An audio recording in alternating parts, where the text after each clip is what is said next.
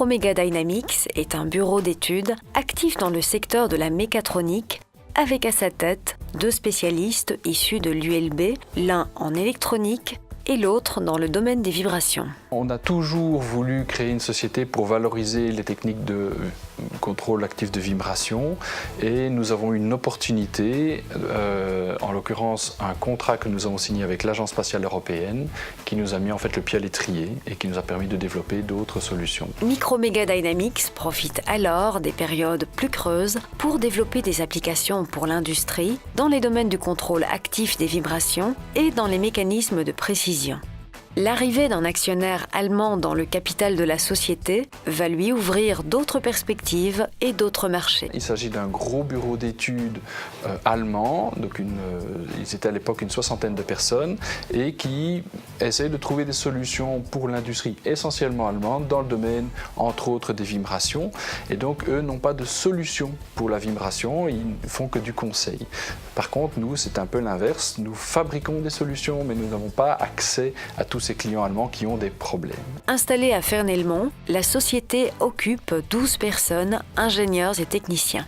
Active dans un secteur de niche, elle accorde une grande importance à la recherche et au développement, faisant de l'innovation son vecteur de croissance prioritaire. Une politique qui lui permet de répondre aux demandes de clients très exigeants. Nous avons, disons, 3 domaines d'activité. Le premier domaine d'activité, ce sont les mécanismes pour applications scientifiques, donc principalement des actionneurs de mise en forme de miroirs de télescope. Le deuxième volet, c'est le contrôle de vibration, donc contrôle actif de vibration plus particulièrement. Donc, il consiste à mettre des capteurs, des contrôleurs et des actionneurs dans les structures pour introduire de l'amortissement ou contrecarrer des vibrations.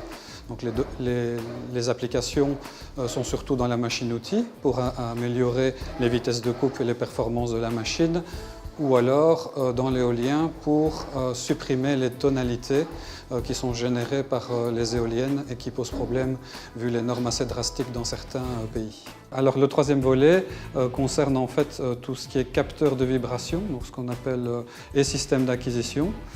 Donc typiquement, ce sont des capteurs qui permettent de mesurer les doses de vibration auxquelles sont soumises les travailleurs, tant les travailleurs qui conduisent des engins de génie civil que des travailleurs qui travaillent avec des outils comme des meuleuses ou des marteaux-piqueurs.